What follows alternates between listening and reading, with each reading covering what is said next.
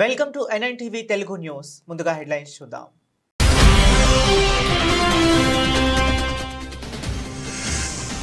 AP state bar association ఆధ్వర్యంలో రాష్ట్ర స్థాయి carrom and trust tournament.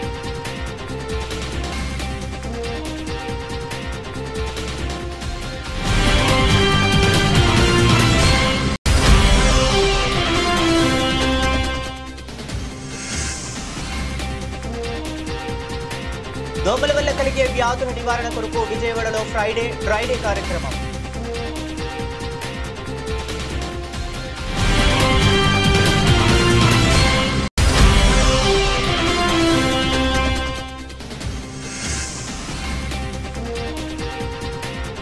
Tirupati జిల్లా మంగళంలో అటవీ శాఖకు చెందిన ఎర్రచంద్రం గోడౌన్ను పరిశీలించిన డిప్యూటీ సీఎం పవన్.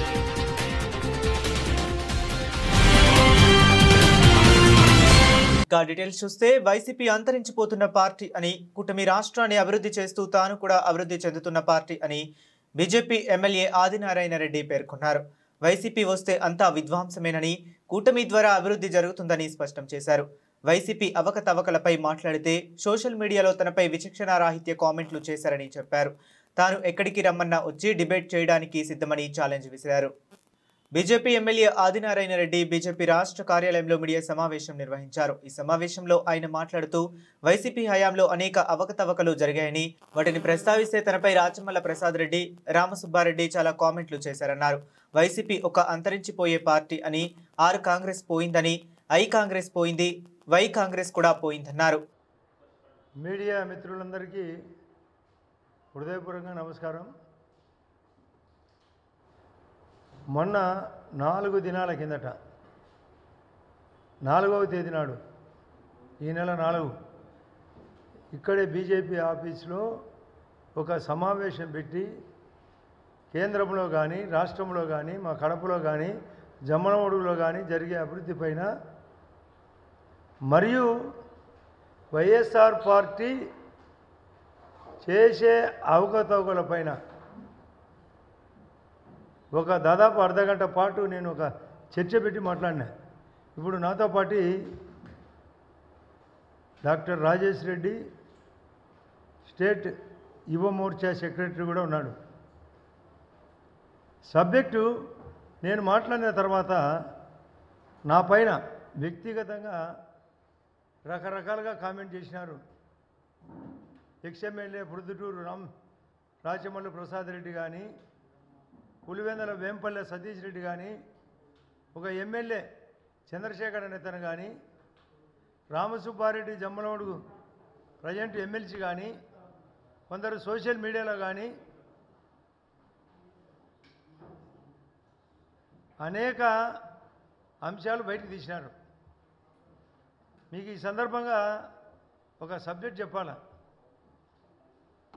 ఒక జిల్లా కోర్టులో న్యాయమూర్తుల ఎదుట, బాబు మీరు బయట మాట్లాడకండి, మా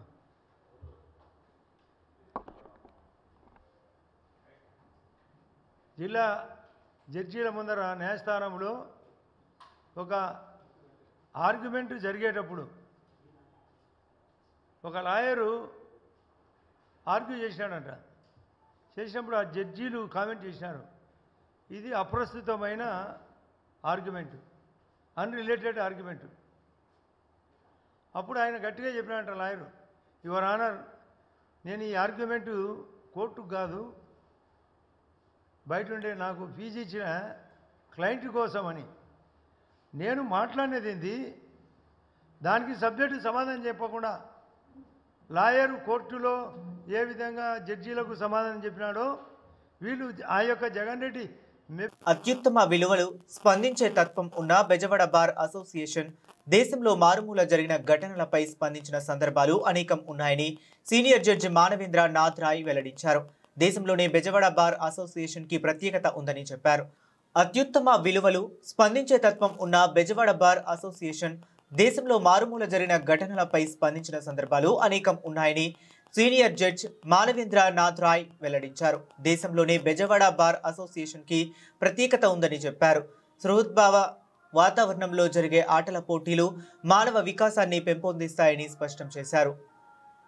ఏపీ స్టేట్ బార్ అసోసియేషన్ ఆధ్వర్యంలో రాష్ట్ర స్థాయి క్యారమ్ అండ్ ట్రస్ట్ టోర్నమెంట్ శనివారం ప్రారంభమైంది. ఈ కార్యక్రమాన్ని హైకోర్టు న్యాయమూర్తులు జస్టిస్ మానవేంద్రనాథ్ రాయ్, జస్టిస్ జయసూర్య పాల్గొని ప్రారంభించారు. ఈ సందర్భంగా వారు మాట్లాడుతూ దేశంలోనే బెజవాడ భారత్ అసోసియేషన్ కు ఒక ప్రత్యేకత ఉందని, దేశంలోని ఏ మారుమూల జరిగిన ఘటనలపైనైనా బెజవాడ బార్ అసోసియేషన్ స్పందిస్తుందన్నారు. ఇక్కడికి వచ్చిన తర్వాత మొట్టమొదట చాలా సంవత్సరాల తర్వాత ఈ బార్ అసోసియేషన్ ఈ కోర్టు ప్రెమిసెస్లోకి అడుగు పెట్టడం జరిగింది. ఇదివరకు మీ అందరికీ తెలిసిందే 2012-13 సంవత్సరంలో నేను ఇక్కడ జిల్లా జడ్జిగా పనిచేశాను. ఒక్కసారి వెనక్కి వెళ్ళి చూస్తే ఎన్నో గత స్మృతులు. ఎందుకంటే ఇందాక నేను ప్రారంభంలో చెప్పాను, జ్ఞానానికి, చైతన్యానికి, శక్తికి పేరుగాంచినటువంటి bar association Vijayawada bar association ఉమ్మడి రాష్ట్రంలోనే ప్రస్తుత ఆంధ్రప్రదేశ్ రాష్ట్రంలో కూడా ఎంతో చైతన్యవంతమైనటువంటి bar association Vijayawada bar association. ఈ బార్ అసోసియేషన్ నాకు ఎంతో అనుబంధం, ఆప్యాయత 2012 నుంచి కూడా నాకు ఏర్పడింది. ఇక్కడ మొట్టమొదటిసారిగా నేను ఇక్కడికి వచ్చేటప్పుడు కోర్టు బిల్డింగ్ గురించి ఇక్కడ ఒక పెద్ద సమస్యగా ఉండేటప్పుడు దాన్ని అప్పుడు మన బార్ అసోసియేషన్ అధ్యక్షుడు జీవీఆర్ గారు, అలాగే భాషా గారు, ముఖ్యంగా జీవీఆర్ గారు నా వెంటపడి నాకు అసలు ఊపిరి పీల్చుకునే పరిస్థితి లేకుండా చేసేవారు. ఆయన తాలూకా పట్టుదల చూసి ఏదో బార్ అసోసియేషన్కి చేయాలి బిల్డింగ్ గురించి అని ఒక నిర్ణయం తీసుకున్న తర్వాత అప్పుడు ఉన్న మీ జిల్లా ముద్దుబిడ్డ, అప్పుడున్న పోర్ట్ఫోలియో జడ్జి గారు వారు కూడా సంకల్పం చాలా గట్టిగా చేయడం వల్ల నేను కూడా పూనుకొని దీనికి పునాది వేయడం జరిగింది ఈ బిల్డింగు కట్టడానికి. అప్పుడు మొదలుపెట్టిన కార్యం కాస్త ఆలస్యమైనా సరే అంతిమంగా దాని కార్యరూపం దాల్చింది. ఇప్పుడు మీరంతా కూడా ఆ కోర్టులోని అనుకూలమైన పద్ధతిలో పనిచేయడం జరుగుతుంది. ఇది ఉండగా మొత్తం జిల్లా మొత్తం ఉన్న ఒక్క సంవత్సరంలోని మొత్తం 10 కోర్టు హాలు కూడా నేను ఇక్కడ 10 జిల్లా నలుమూలలో తిరగడం జరిగింది. 10 కోర్టుకి ఇచ్చేయడం జరిగింది. ఇక్కడ విషయాలు, పరిస్థితుల గురించి అన్నింటిలో కూడా నాకు క్షుణ్ణంగా తెలుసు. నాకు ఎవరూ ఏమీ తెలియజేయని అవసరం లేదు. ప్రత్యక్షంగా నాకు దీని మీద అవగాహన ఉంది. కాబట్టి నేను చెప్పాను మీ బార్ ప్రెసిడెంట్ గారు మనం వచ్చేటప్పుడు, మానవాళిని పరలోకం వైపు మళ్లించిన ప్రభువైన క్రీస్తు దీవెనలు దేశ ప్రజలందరిపైన ఉండాలని పలువురు క్రైస్తవ పీఠాధిపతులు ఆకాంక్షించారు. యేసుక్రీస్తు ఆవిర్భవించి 2025 సంవత్సరములు పూర్తయిన సందర్భంగా క్రైస్తవాన్ని మరింత బలోపేతం చేసే దిశగా ముందుకు సాగాలని వారు పిలుపునిచ్చారు. ఆ దిశగా ముందంజ వేయాలని వారు సూచించారు. విజయవాడ నేత్రాసనం ఆధ్వర్యంలో యేసుక్రీస్తు జయంతి జూబిలీ వేడుకలు విజయవాడ ఆంధ్ర లయోలా కళాశాలలో ఘనంగా జరిగాయి. ఫాదర్ దేవయ్య ఆడిటోరియంలో జరిగిన ఈ వేడుకలకు వందలాది మంది క్రైస్తవులు హాజరయ్యారు. వేడుకలలో భాగంగా Visakha Catholic archbishop Udumula Bala, Vijayawada bishop Telagathoti Joseph Rajarao, Eluru bishop Polimera Jayarao, Srikakulam bishop Rayarala Vijay Kumar, Guntur bishop Chinnabattina Bhagaiah, Nellore Prakasam తదితర జిల్లాల పీఠాధిపతులు జెండా ఆవిష్కరించి జ్యోతి ప్రజ్వలన గావించి వేడుకలకు శ్రీకారం చుట్టారు. ఈ సందర్భంగా వారు మాట్లాడుతూ ప్రభువైన క్రీస్తు భూమిపై అవతరించి 2025 సంవత్సరాలు పూర్తయిన సందర్భంగా జూబ్లీ వేడుకలను అంగరంగ వైభవంగా జరుపుతున్నామన్నారు. రోజు యేసు ప్రభు భూమి మీద అడుగుపెట్టిన రోజు క్రీస్తు జయంతి. క్రీస్తు ఈ లోకంలో జన్మించి మానవాళిని పరలోకం వైపు మరల్చి మనల్ని పరలోక ప్రాప్తులుగా చేశారు. 2025 సంవత్సరాల క్రితం జరిగిన ఈ ఘట్టము నేడు జూబిలీ సంవత్సరముగా ప్రతి 25 సంవత్సరాలకు ఒకసారి కొనియాడే పండగగా మేము కొనియాడుతున్నాం. ఈ సంవత్సరం విజయవాడలో మన ఆంధ్రప్రదేశ్ రాష్ట్రం తరఫున మేమందరము ఆనందంతో కొనియాడుతున్నాము. దేవుడు మన దేశమును, మన రాష్ట్రమును, ప్రత్యేకంగా క్రైస్తవ సంఘాలను లంగర్గా, యాంకర్గా ఉండటానికి మనందరికీ ఈ వేడుకలు తోడ్పడనని ఆశిస్తున్నాను, ఆశీర్వదిస్తున్నాను. God bless. క్రీస్తు జయంతి జూబిలీ ఈ సందర్భంగా ఈ ప్రాంతీయ కథోలిక శ్రీ సభ ఈ కార్యక్రమాన్ని నిర్వహిస్తుంది.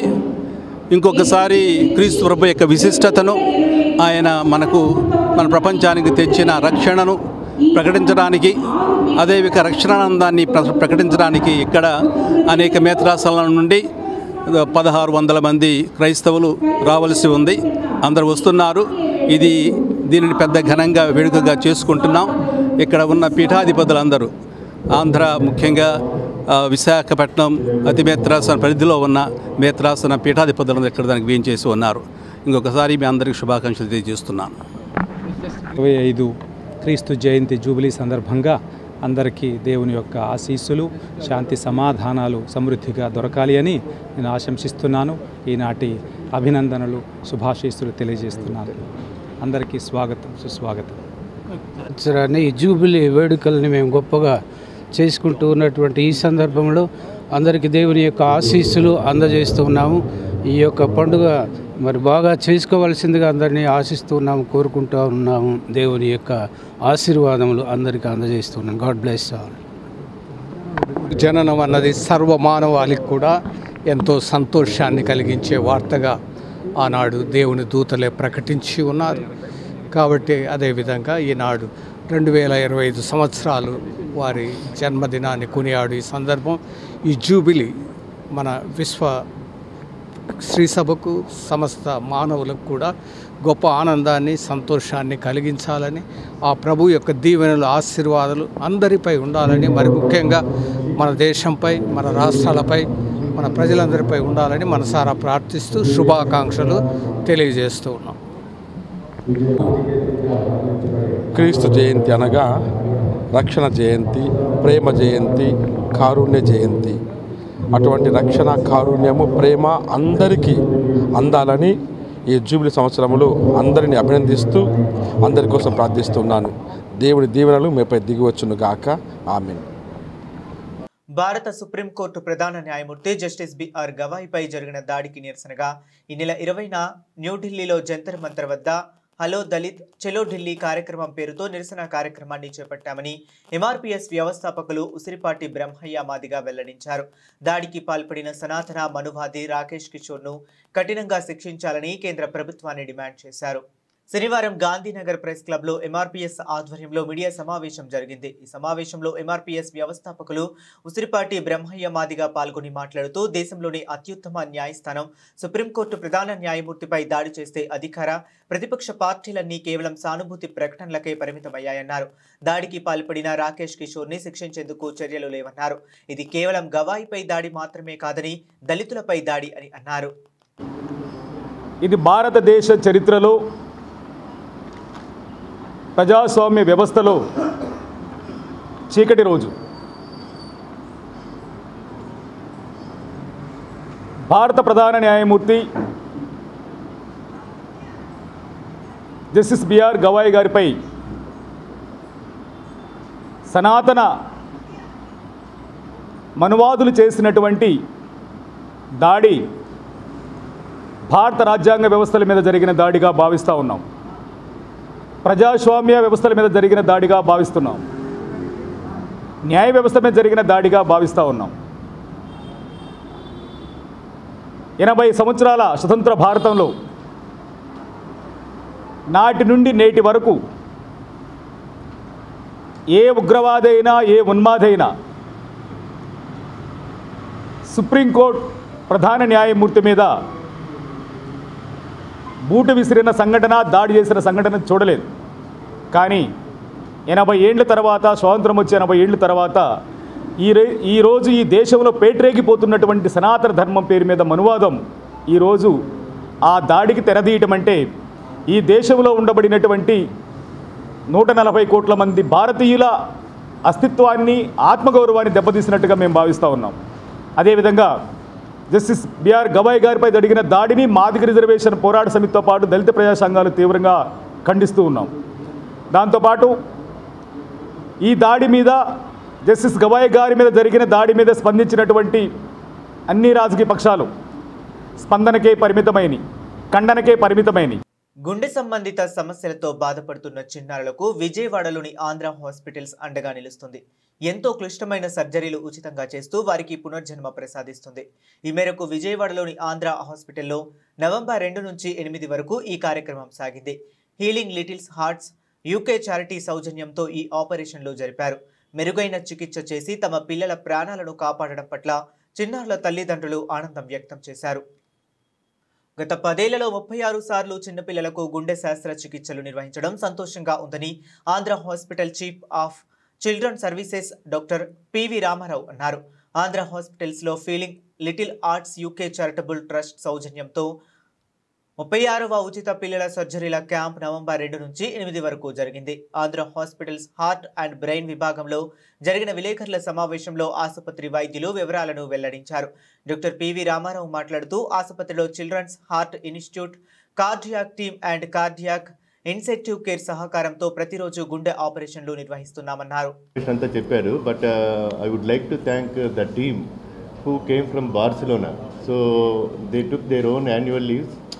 Okay, and they traveled 24 hours from Barcelona to here. So, and they spent 1 week completely their own time, okay, for for the well-being of our children. And now they are going back for another 24 hours travel, and they are going back to their work. So, valandarki peru peruna I want to thank Dr. Bosco Moscoso, who came all the way with his team, Dr. Aida Filippi and Dr. Aitar Lopez, who are the intensivists, and 2 nurses, specialist nurses came from there, Miss Natalia Sorolo and Miss Laura Burnett.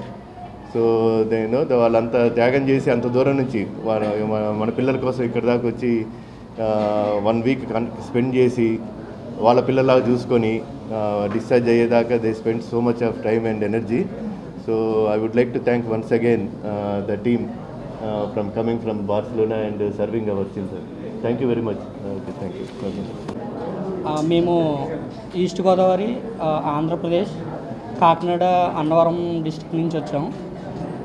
మేము almost 1 month back నుండి almost 1 year నుంచి issue అనేది face చేస్తాం. బాబుకి బాగాలేదని చాలా హాస్పిటల్కి తీసుకుని వెళ్ళాం. అన్ని హాస్పిటల్స్లో కూడా ఈ ఆపరేషన్ చాలా డిఫికల్టీ, మీరు చాలా డిఫికల్టీస్ ఫేస్ చేయాలి, ఆపరేషన్ చేయడానికి చాలా ఖర్చు అవుతుంది, మీరు వెయిట్ చేయాలి అలా ఎలా అని చాలా హాస్పిటల్లో చెప్పారు. తర్వాత మా రిలేటివ్స్ ఇక్కడ ఆంధ్ర హాస్పిటల్ ఉంది విజయవాడలో, వీరిని వెళ్ళి కన్సల్ట్ చేయండి, మీకు ఈజీగా ప్రాబ్లం రిజర్వ్ అవుతుందని మా రిలేటివ్స్ చెప్పడంతో మేము ఆంధ్ర హాస్పిటల్కి వచ్చాము. ఇక్కడికి వచ్చిన తర్వాత పేషెంట్ని రిసీవ్ చేసుకోవడం, పేషెంట్స్తో మాట్లాడడం, అలాగే మాతో కూడా మాట్లాడడం కూడా చాలా పేషెంట్స్ బాగా రిసీవ్ చేసుకుని ప్రాబ్లం అంతా క్లియర్గా ఎక్స్ప్లెయిన్ చేశారు మాకు.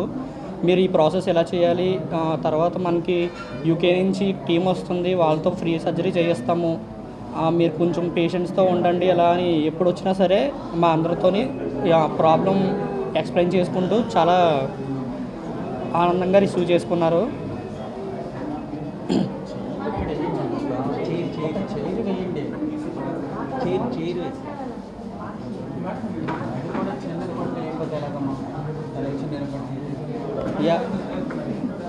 తర్వాత మాకు ట్యూస్డే మార్నింగే మేము పేషెంట్ని అడ్మిట్ చేయడం జరిగింది.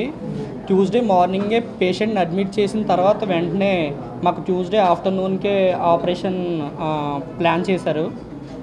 వెంటనే రిపోర్ట్స్ అన్నీ బ్లడ్ రిపోర్ట్ అని లేకపోతే ఇవన్నీ టెస్ట్లెస్ అన్నీ కూడా ఆ టైంలోనే ఎమర్జెన్సీగా చేసి ఆఫ్టర్నూనే తర్వాత మా తేజకి ఆపరేషన్ ప్లాన్ చేయడం జరిగింది. అప్పటికప్పుడే ఆపరేషన్ అనేది మాకు 11:30 ఆ టైంకి 10 or 11 ఆ టైంకి సక్సెస్ఫుల్గా ఆపరేషన్ అనేది కంప్లీట్ అయింది అని చెప్పడం జరిగింది. మేము ఈ ఆంధ్ర హాస్పిటల్ టీమ్కి అలాగే who are coming from the UK team I'm very thankful to you guys. And good morning everybody. First of all, I just want to say that we are very grateful to the Andhra Hospital team for its hospitality and for the wonderful skills.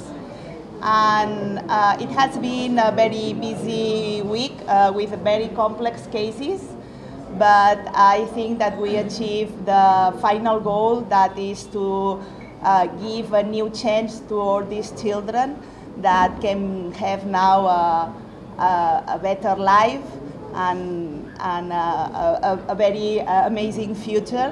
I'm very proud of this. And just to say thanks to the team, to the nurses, to the doctors that are here working day by day. And we are only here for 1 week, but I think that they will be in charge of these amazing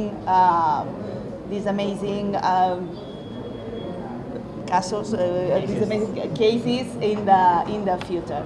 So, well, I don't want to say anymore. Thanks for this opportunity, and thanks to Healing Little Hearts for doing it possible. Thank you.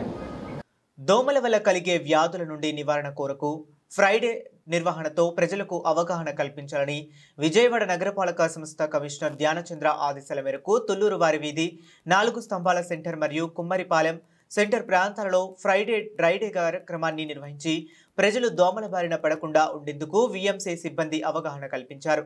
అందులో భాగంగా అక్కడ నివసిస్తున్న ప్రజలు వారి ఇళ్లలో ఉన్న నీటి నిల్వలను శుభ్రం చేస్తూ ప్రతి ఫ్రైడే డ్రైడే నిర్వహించాలని వారికి అవగాహన కల్పిస్తూ దోమలు పెరగకుండా యాంటీ లార్వా ఆపరేషన్లు నిర్వహించారు. మరి ఇంటి పరిసరాల్లో నీటి నిల్వలు లేకుండా జాగ్రత్త వహించాలన్నారు. కూలర్లు, ఫ్లవర్ వాజులు, పూల కుండీల్లో నీటిని తరచూ మార్చాలన్నారు. తాగి వదిలేసిన కొబ్బరి బొండాలు, పాత టైర్లు, ఖాళీ డబ్బాలలో నీరు నిల్వ ఉండకుండా చూసుకోవాలన్నారు.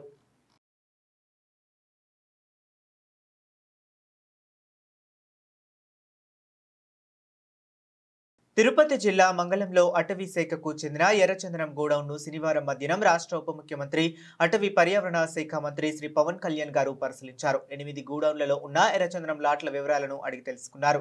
A, B, C, నాన్ గ్రేడ్ల వారీగా దొంగల వివరాలు అడిగి తెలుసుకున్నారు. ప్రతి గోడౌన్లో రికార్డులు పరిశీలించారు. ప్రతి ఎర్రచందనం దొంగకి ప్రత్యేక బార్ కోడింగ్, లైవ్ ట్రాకింగ్ వ్యవస్థలు ఏర్పాటు చేయాలని, పట్టుబడిన దగ్గర నుంచి అమ్ముడుపోయే వరకు ఒక్క దొంగ కూడా మిస్ అవ్వకూడదని అటవీ శాఖ అధికారులను ఆదేశించారు. పొద్దున డిపోలోకి వెళ్తే నేను అక్కడ ఉన్న దాదాపు 2,60,000 దొంగలు ఉన్నాయి, ఎర్రచందనం దొంగలు. అంటే కనీసం 2 దొంగలైనా కలిపి ఒక చెట్టు అనుకుంటే ఈ 6 సంవత్సరాల్లో 5-6 సంవత్సరాల్లో 1,30,000 ఎర్రచందనం చెట్లు అడ్డగోలుగా నరికేశారు. ఇది మనకి ఆన్ రికార్డు మనకు ఉంది ఇప్పుడు. సో నేను మిగతా అధికారులందరితో మాట్లాడుతున్నప్పుడు దీని విలువ ఎంత ఉండొచ్చు అంటే యాజ్ ఆన్ నౌ మార్కెట్లో ఇప్పుడున్న 40 లక్షల టన్ను అనుకుంటే, మెట్రిక్ టన్ను అనుకుంటే దాదాపు 2,000 కోట్ల నుంచి 5,000 కోట్లు ఇప్పుడు మనకు ఉన్నది. అసలు ఇది పట్టుకున్నది ఎంత ఉంటుంది అంటే దీనికి కనీసం 2 నుంచి 3 దాకా ఉంటుంది అనేది ఒక అంచనా కింద మన అధికారులు చెప్తా ఉన్నారు. సో దీన్ని బట్టి ఎన్టీఆర్ జిల్లాలో అధికారులు 20 సూత్రాలు అమలు చేస్తూ ప్రజలకు మెరుగైన సేవలు అందించే దిశగా కృషి చేస్తున్నారని 20 సూత్రాల అమలు కమిటీ చైర్మన్ లంకా దినకర్ వెల్లడించారు. స్వర్ణాంధ్ర చూడాలంటే ప్రజలకు మెరుగైన తాగునీరు అందించాల్సిన అవసరం ఉందన్నారు. కేంద్ర ప్రభుత్వ వికసిత్ భారత్ పథకాలను జిల్లాలో ముందుకు తీసుకువెళుతున్నామన్నారు. ఎన్టీఆర్ జిల్లాలో 20 సూత్రాలు అమలుపై కమిటీ చైర్మన్ లంకా దినకర్ సమీక్షా సమావేశం ఎన్టీఆర్ జిల్లా కలెక్టరేట్లో నిర్వహించారు. ఈ సందర్భంగా ఆయన మాట్లాడుతూ ఆరోగ్య మిషన్ సమీక్ష నిర్వహించామన్నారు. జననీ సురక్ష పథకం, అంగన్వాడీ కేంద్రాలు, ఎన్టీఆర్ వైద్య సేవ, ఆయుష్మాన్ భవ కార్డుల అందజేత, 108, 102 సేవలు, అమృత్ భారత్ వంటి అనేక కేంద్ర ప్రభుత్వ పథకాలు జిల్లాలో అమలు చేస్తున్న తీరును అధికారులను అడిగి తెలుసుకున్నారు. మరింత మెరుగైన సేవలు అందించే విధంగా విధి విధానాలను అధికారులకు సూచించామన్నారు. ఇవాళ హెల్త్ డిపార్ట్మెంట్ ఉన్నారో వారు, అలాగే విద్యాశాఖ వారితో అనుసంధానమై ఐసిడిఎస్ సెంటర్స్లో ఏదైతే బాలామృతము వంటి అంశాలు కానీ వారికి పిల్లలకి ఎవరైతే ఉన్నారో 6 సంవత్సరాల వరకు వారికి కావాల్సినటువంటి పౌష్టికాహారం, పోషక విలువలతో కూడిన ఆహారాన్ని అందించేటటువంటి ఆ చర్యలు తీసుకునేటటువంటి దానికి ఆరోగ్య శాఖ అధికారులు, విద్యాశాఖ అధికారులు సమన్వయంతో పనిచేస్తున్నట్టు వారు తెలియజేయటం జరిగింది. దాదాపు ఒక అనిమియాకి సంబంధించినటువంటి దానికి సంబంధించి కూడా ఐసిడిఎస్లో ఒక 1,700 వరకు అంగన్వాడీల్లో, అలాగే 600 ప్రైవేట్ భవనాల్లో, మొత్తం 2,300 సెంటర్లలో ఈ ఐసిడిఎస్ సెంటర్స్కి అనుసంధానం అయ్యి ఈ యొక్క కార్యాచరణ తీసుకొని ముందుకు వెళ్ళటం జరుగుతూ ఉంది. ఒకసారి చూస్తే సిటీలోనే ఈ యొక్క 2,300 ఒక సిటీలో ఎన్టీఆర్ జిల్లాలో ఈ విజయవాడ సిటీలోనే ఒక 800 వరకు అంగన్వాడీ కేంద్రాలు ఉన్నటువంటి పరిస్థితి.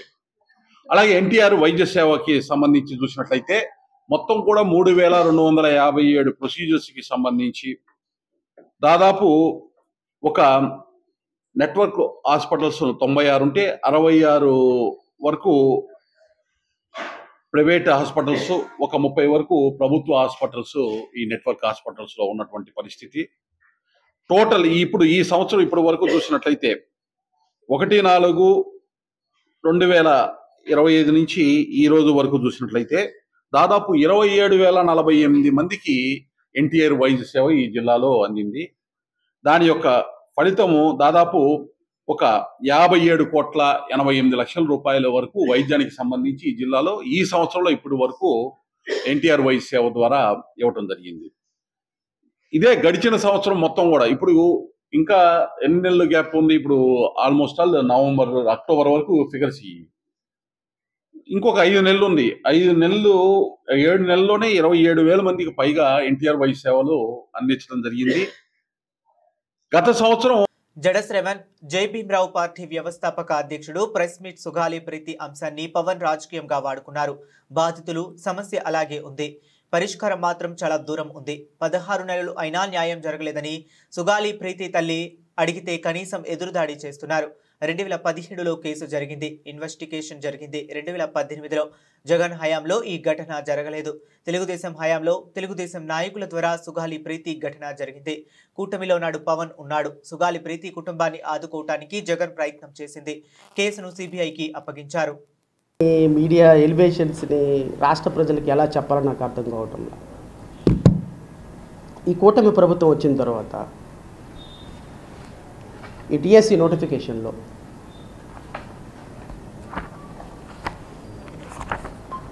ఇవన్నీ కూడా ప్రజలకు వివరించాలని ఉంది. కానీ ఏం చేయాలి, మాకున్నటువంటి పరిస్థితులు, మాకున్నటువంటి ఇబ్బందికరమైన పరిస్థితులు, ప్రొఫెషన్ ఇవన్నీ చూసుకొని చేయలేని పరిస్థితి. ఈ కూటమి ప్రభుత్వం వచ్చిన తర్వాత డిఎస్సి నోటిఫికేషన్లో మొన్న 3,900 ట్రైబల్ ఏరియా పోస్టులు, అంటే 4,000 పోస్టులు రమారమి షెడ్యూల్డ్ ఏరియాలో నిరుపేద గిరిజన పిల్లల కోసం కేటాయించబడినటువంటి ఎస్జిటి గురుకుల లేకపోతే ఆశ్రమ స్కూల్స్లో ఉన్నటువంటి టీచర్ పోస్టుల్ని ఎక్కువ పోస్టులు చూపించాలని, ట్రైబల్ చేత మాత్రమే ఫిల్ చేయగలిగినటువంటి పోస్టుల్ని నాన్ ట్రైబల్లోకి ట్రాన్స్ఫర్ చేసినటువంటి ప్రభుత్వం మీది కాదా సార్? Media కనపడదా sir? ఇది గిరిజన ప్రాంతాల్లో ప్రజలు, విద్యార్థులు, యువకులు కాంట్రాక్ట్ పోస్టులో గత 15 సంవత్సరాల నుంచి 5,000కి 7,000కి పోస్టులు పనిచేస్తుంటే వాళ్ళతోటి ఫిల్ చేయాల్సినటువంటి 4,000 పోస్టులు జనరల్ పోస్టులను తీసుకొచ్చి మీరు షెడ్యూల్ ఏరియాల పోస్టులు తీసుకొచ్చి మీరు జనరల్ పోస్టుల కింద కలిపి 4,000 మంది గిరిజన విద్యార్థులు, 4,000 మంది టీచర్లకి ఈరోజు నాన్ ట్రైబల్ చేత ఫిల్ చేయించి మొన్న జనరల్ డిఎస్సిలో హైకోర్టులకు వెళ్తే హైకోర్టులు మేనేజ్ చేసి స్టే ఆర్డర్ రాకుండా చేసి ఈరోజు వాళ్ళ జీవితాల్లో నాశనం చేసి అన్ని వేల మంది విద్యార్థులు యువతని ట్రైబల్. బులెటిన్ ముగించే ముందు మరొకసారి హెడ్లైన్స్ చూద్దాం.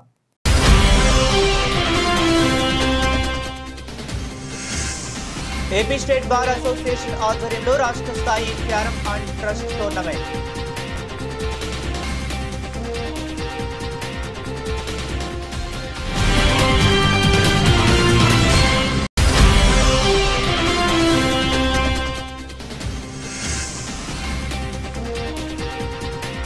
దోమల వల్ల కలిగే వ్యాధుల నివారణ కొరకు విజయవాడలో ఫ్రైడే డ్రైడే కార్యక్రమం.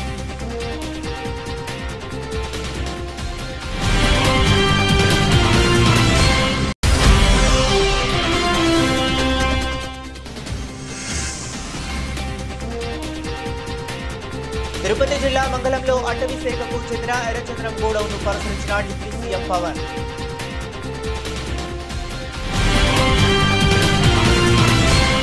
ఇవి ఇప్పటి వరకు ఉన్న అప్డేట్స్. మరిన్ని అప్డేట్స్ కోసం కీప్ వాచింగ్.